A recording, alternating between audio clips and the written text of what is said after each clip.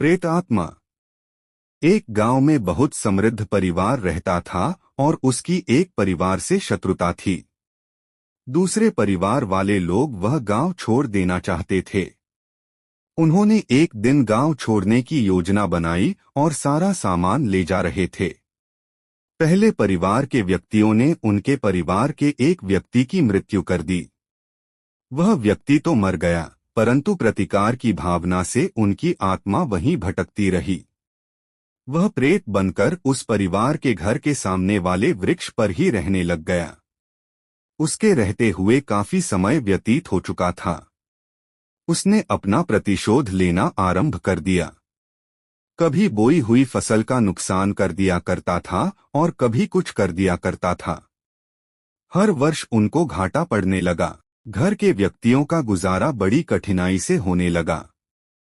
धीरे धीरे एक समय ऐसा भी आया कि सभी परिवार के सदस्य भूखे मरने लगे और घर छोड़ने के लिए विवश हो गए। घर के कई व्यक्ति नौकरी करने के लिए घर छोड़कर चले गए, परंतु कमल नामक एक व्यक्ति जो कि पढ़ा लिखा था, कहने लगा, मैं अपनी मातृभूमि को छोड़कर नहीं जाऊंगा, चाहे मुझे कितने ही दुख दर्द क्यों न सहन करने पड़े। मैं यहीं पर ही कृषि करूंगा। तुम लोग जाना चाहते हो तो जाओ। कमल की इन बातों को सुनकर घर के सभी सदस्यों ने उसे मूर्ख कहा। वे अपना सामान लेकर चले गए। अब कमल और उसकी पत्नी ही उस घर में और गांव में अकेले रह गए। कमल ने बहुत मेहनत से बीज बोया था, परंतु प्रेत खेत में कुछ भी नहीं होने देता था। हर बार फसल बहुत कम होती थी, जिससे उनका निर्वाह होना बहुत कठिन हो गया था। वे अब तंग आ गए।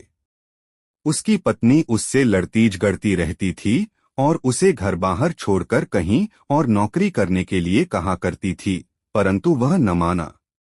जब काफी समय इसी तरह लड़ाई झगड़े में व्यतीत हो गया तो वह घर छोड़कर नौकरी पर जाने के लिए तैयार हो गया।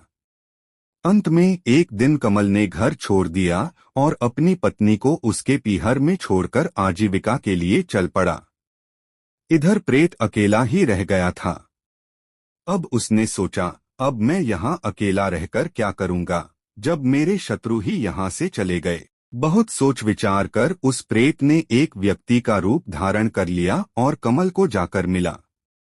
मार्ग में जाकर कमल से मेलजोल बढ़ाया और पूछा कि कहाँ जा रहे हो। कमल ने कहा, घर से तंग आकर कुछ कमाने धमाने के लिए जा रहा हूँ। कमल ने उस व्यक्ति से पूछा, तुम कहाँ जा रहे हो? यह सुनकर उसने भी वही उत्तर दिया। इस सफर में उनकी मित्रता हो गई। इस प्रकार साथ ही साथ सफर करते करते वे एक शहर में पहुंच गए। प्रेत ने उसको बताया कि प्रेत बनकर मैं राजा जी की लड़की के भीतर प्रविष्ट हो जाऊंगा, तुम चिमटा लेकर जाना। तुम्हारे कहने पर मैं बाहर आ जाऊंगा, परंतु तुम्हें मेरे साथ एक वायदा करना होगा कि तुम मेरे और वजीर की लड़की के प्यार में किसी प्रकार का कोई विघ्न नहीं डालोगे। इसका कारण यह है कि मैं वजीर की लड़की से सच्चे हृदय से प्यार करता हूँ। यदि तुमने इसमें विघ्न डालने का प्रयत्न किया तो मैं तुम्हारी गर्दन तोड़ दूंगा। यह वचन लेकर वह शहर चला गया और कहा कि तुम कल तक महल में पहुंच जाना। उस प्रेत ने जाकर राजा की लड़की को तंग करना आरंभ कर दिया। राजा ने बड़े से बड़े वैद्य और हकीम बुलवाए, परंतु कोई भी उसका उपचार नहीं कर पाया। राजा ने फरमान जारी कर दिया और ढिंढोरा पिटवा दिया कि यदि कोई भी व्यक्ति राजकुमारी को पूरी तरह से ठीक कर देगा तो मैं उसका विवाह राजकुमारी से कर दूंगा। बहुत से व्यक्ति अपना भाग्य आजमाने के लिए आए, परंतु वे राजकुमारी को ठीक न कर सके। इस प्रकार वे सभी निराश होकर अपने घर वापस लौट गए। एक दिन कमल साधु के रूप में वहां पर अलख निरंजन करता हुआ आ गया। राजा ने उसका बहुत आदर सत्कार किया और अपने से ऊंचे आसन पर बिठाया। राजकुमारी का सारा हाल उसे बताया तो कमल ने चिकित्सा करने का वायदा किया। साधु को राजकुमारी के कमरे में ले जाया गया। राजकुमारी बहुत ही दुविधा में थी। साधु ने ऐसे ही मंत्र पढ़ने आरंभ कर दिए और कई घंटों तक मंत्र ही गुनगुनाता रहा।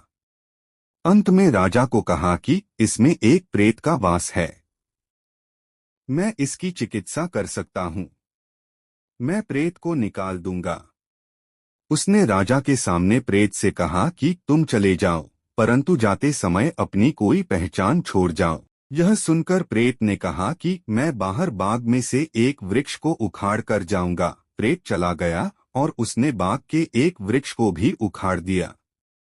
अब कमल का विवाह राजकुमारी से संपन्न हो गया। अब वह आनंददायक जीवन व्यतीत करने लगा। अब उस प्रेत ने वजीर की लड़की को तंग करना आरंभ कर दिया।